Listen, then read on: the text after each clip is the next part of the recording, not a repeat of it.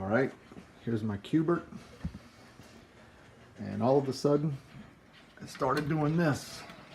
I don't get a screen anymore, and I get that noise. No screen, everything else lights up.